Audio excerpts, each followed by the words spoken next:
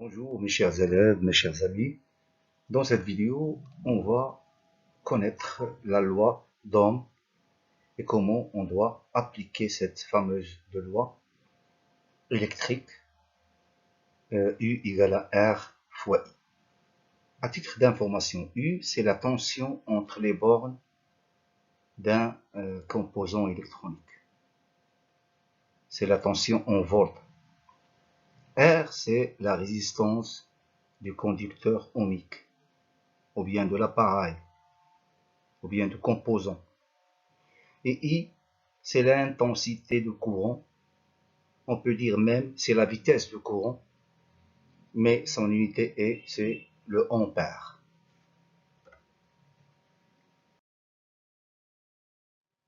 Alors, qu'est-ce qu'un conducteur ohmique? Un conducteur ohmique, c'est un conducteur résistant. Il résiste au passage du courant. Il ne laisse pas le courant passer facilement. Et on peut imaginer dans cette photo que veut dire un conducteur ohmique. Ça veut dire une résistance en ohm. Donc, le voltage entre les bornes d'un conducteur ohmique, il pousse le courant à circuler rapidement. Mais le rôle du conducteur ohmique, c'est résister et ne laisser pas le courant passer par une intensité très grande. C'est comme un frein pour les voitures, pour essayer de ralentir la vitesse de la voiture. Ici, on ralentit la vitesse du courant. La vitesse de courant qui s'appelle l'intensité en ampères. Bref, le symbole électrique qu'on schématise, un rectangle, et on présente le conducteur ohmique par R. Ça veut dire une résistance qui lui traverse un courant avec une intensité en ampères. Cette intensité, elle est créée par un voltage. S'il n'y a pas de voltage, il n'y a rien. On doit avoir un voltage, ça veut dire une tension entre les bornes de ce conducteur ohmique. Impérativement. S'il y a un voltage, il y a une intensité. Ça veut dire s'il y a une tension, il y a une intensité. La tension, c'est en volts. Et dans ce cas, la résistance, c'est en ohm. Ce symbole, c'est ohm. Il représente ohm. C'est l'unité de la résistance. Donc, pourquoi un conducteur ohmique est indispensable dans les cartes-mères, dans plusieurs circuits où on a besoin de limiter l'intensité? Pourquoi? C'est pour protéger un circuit ou bien un élément pour qu'il ne brûle pas. Donc pour qu'on ne le perde pas. Ou bien il est fragile. Il ne peut pas supporter cette intensité. Donc on doit mettre en série avec cet élément un résistor. Donc bref, le rôle du conducteur ohmique, qu'on appelle une résistance ou bien un résistor, c'est diminuer l'intensité de courant. C'est pas diminuer la tension, attention. L'intensité de courant, ça veut dire la vitesse de courant qu'on nomme I.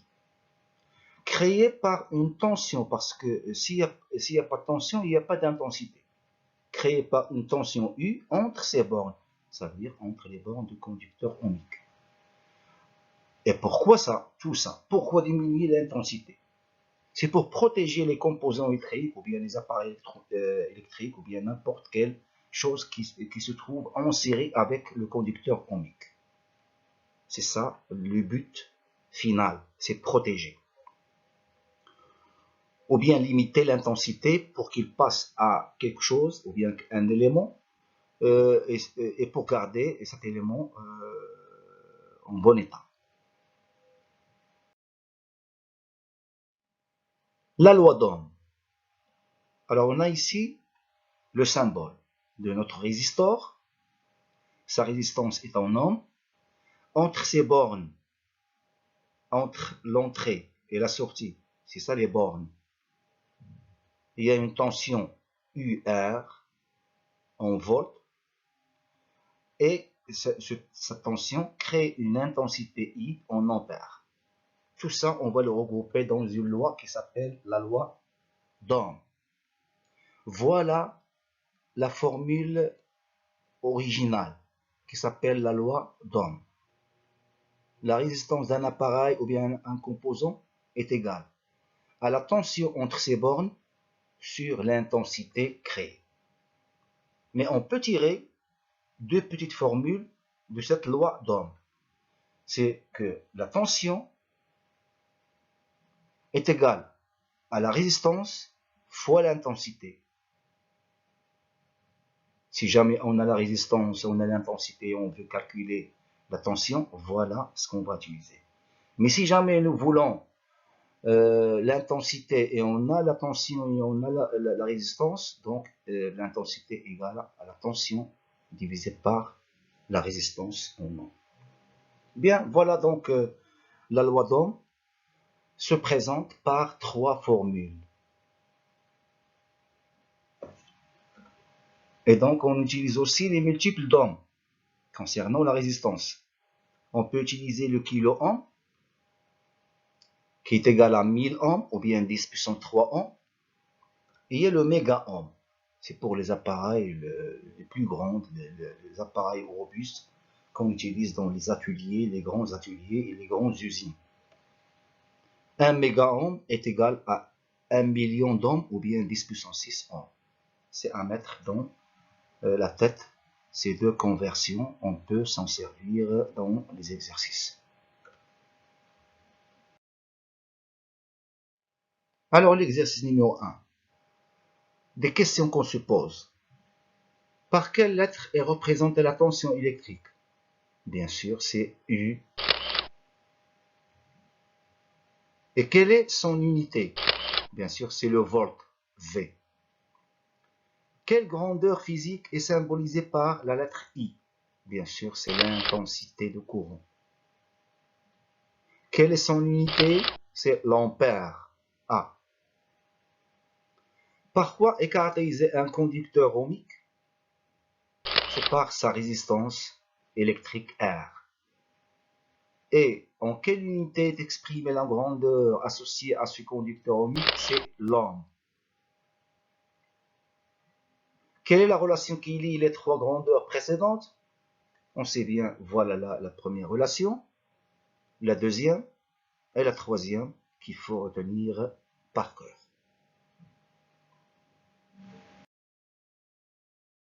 Le deuxième exercice, on a une lampe qui est traversée par un courant de 2 ampères, donc l'intensité égale à 2 ampères.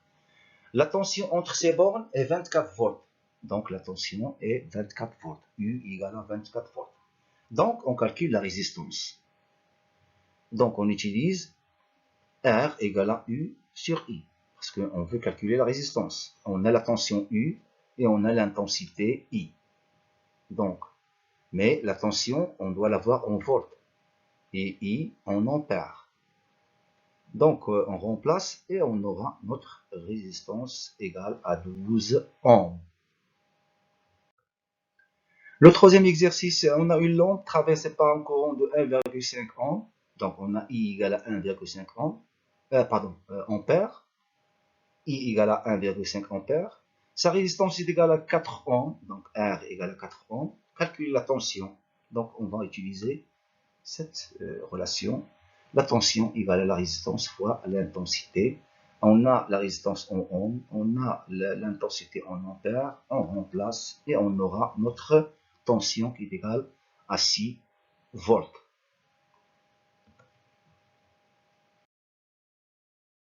Alors maintenant, on va essayer de voir quelle est l'influence d'un conducteur ohmique, qu'on appelle résistor, sur l'éclairage d'une lampe, par exemple. On va faire une expérience. On a ce schéma. Une batterie 9 volts, un interrupteur et une lampe normale de DC. On voit ici que l'éclairage est fort. Donc, si on n'utilise rien ici, l'éclairage est fort de la lampe. Mais si jamais on branche un résistor ou bien un conducteur ohmique en série avec notre lampe, nous constatons que l'éclairage, il est ici, ne peut pas dire faible, mais elle est normale, c'est pas fort. C'est que le résistor, il a une influence sur l'éclairage de cette lampe. Parce que le courant va passer de positif, va traverser le résistor, et dans ce cas, sa vitesse ou bien son intensité va diminuer et il va vers la lampe avec une certaine vitesse plus lente. C'est pour ça que l'éclairage ici, c'est moins que l'éclairage ici. C'est normal. Et c'est ça le rôle d'un conducteur ohmique. Si nous voulons, par exemple, diminuer l'éclairage, ça veut dire économiser la consommation. Si jamais nous voulons économiser, par exemple, la consommation. On a vu que les lampes, il a un éclairage plus fort que le nécessaire. Alors, nous pouvons brancher un résistor ou bien un conducteur ohmique en série avec la lampe. Et dans ce cas, la lampe va s'éclairer avec un éclairage moins fort. Et donc, un résistor de 100 ohms, il était capable de diminuer l'éclairage de cette lampe, comme vous voyez. Donc, avec un résistor de 100 ohms, l'éclairage, il est normal. Ça veut dire moins fort. Voilà ce que nous voulons dire par normal. Parce que ce n'est pas un éclairage faible. Hein. Mais si jamais on augmente la résistance, par exemple, au lieu de 100 ohms, on met 200 ohms, par exemple 200 ohms, l'éclairage va être moins faible, plus faible. 300, plus faible. 400, peut-être que la lampe ne s'allumera pas. Et donc, une fois on a branché un résistor en série avec une lampe, il faut s'attendre que le travail de cette lampe va diminuer parce que c'est ça le rôle d'un résistor. C'est diminuer l'intensité, donc le travail de cet élément qui est enserré avec ce résistor, son travail va diminuer, il ne va pas être fort ici, il va être normal ici. Et si on augmente le résistor, la lampe va s'affaiblir petit à petit. Voilà l'influence d'un conducteur ohmique sur l'éclairage d'une lampe. Maintenant, le montage des conducteurs ohmiques ou bien des résistors. On va voir un montage en série. Soit l'expérience de deux résistors de 100 ohms montés en série avec une lampe. On a monté deux résistors de 100 ohms, 100 ohms chacun, R1 et R2, en série avec une lampe. Comme vous voyez l'éclairage est faible ici. Hein? L'éclairage est remarquablement faible ici. Pourquoi? Parce qu'on a mis deux résistors en série. C'est comme si on a mis un seul résistor de 200 ohms. Pourquoi? Parce que si on met deux résistors de 100 ohms en série entre elles, c'est comme si on a mis un seul résistor, mais qui a une résistance qui est la somme des deux résistances ici. Et pour être sûr, nous allons vers une autre expérience. C'est de mettre un seul résistant en série avec la même lampe, mais de 200 ohms ici. Alors, votre observation ici, que la lampe elle a le même éclairage faible ici. Pourquoi le même éclairage faible? Parce qu'on a mis deux ici de 100 ohms en série, et ici un seul résistor, mais qui a une résistance qui est la somme des deux résistances. C'est comme si on a la même expérience. Donc, on est sûr, d'après les deux expériences, que R3 est égal à R1 plus R2. Alors, si jamais nous allons chercher dans notre matériel, on n'a pas trouvé une résistance de 200 ohms, une seule résistance de 200 ohms. Nous pouvons utiliser deux résistors 100 ohms, 100 ohms, mais il faut les brancher en série, tous les deux, avec la lampe. Voilà pour avoir ici un éclairage faible dans les deux montages. Mais si nous voulons avoir un éclairage plus fort, il faut diminuer la résistance. Ici, au lieu de 100 ohms, on met par exemple 50 ohms. Donc on aura ici un éclairage plus fort. Mais on va consommer plus. Il faut s'attendre à ça. Voilà le montage en série de deux résistors. Ça veut dire, au lieu d'avoir un seul résistor de 200 ohms, nous pouvons dépanner avec deux résistors de 100 ohms, 100 ohms, si jamais on n'a pas ce résistor. Donc, il faut mettre deux résistors de 100 ohms, 100 ohms, mais en série. C'est comme si on a mis un seul, mais avec la somme des résistances. Donc, R3 est égal à R1 plus R2. Maintenant, le montage des conducteurs ohmiques résistors en parallèle. Donc, on va utiliser deux résistors de 100 ohms montés en parallèle. Et comme vous voyez ici, on a un éclairage plus fort. Donc, on a mis ici deux résistors 100 ohms, 100 ohms, mais en parallèle. Et on a eu cet éclairage. Donc, si on a un seul résistor de 50 ohms, et comme vous voyez, la lampe est là, le même éclairage qu'ici. Ça veut dire que ces deux résistors 100 ohms, 100 ohms montés en parallèle entre eux, les résistors, c'est comme si on a mis une seule de 50 ohms. Malgré ici, on a 100 ohms, 100 ohms, mais ils sont montés en parallèle. Ça veut dire que R3 est égal à R1 fois R2 sur R1 plus R2. Et vous pouvez utiliser ici 100, 100. Ici, écrire 100 fois 100 divisé par 100 plus 100, ça fait 200.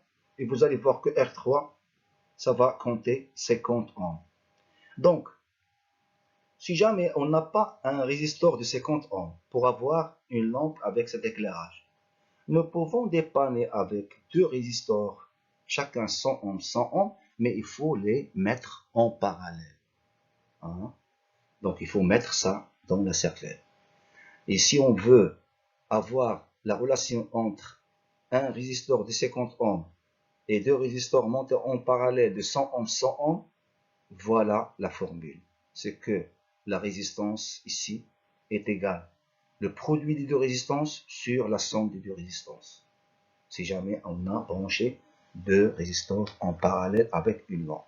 Et vous voyez que l'éclairage est le même ici. Ça veut dire que R3 est égal R1 fois R2 sur R1 plus R2. Et si on applique cette application numérique, on aura 50 ohms. Et comme vous voyez, l'éclairage ici, c'est normal dans les deux montages. Donc, pourquoi tout ça? C'est pour dire que un résistor ou bien un conducteur ohmique, c'est très important dans les branchements électriques et surtout électroniques. Parce que c'est avec eux qu'on peut contrôler l'intensité qui passe vers les lampes, les moteurs, tous les appareils, tous les composants qui travaillent dans une carte mère ou bien dans une machine. Merci de votre attention et à bientôt.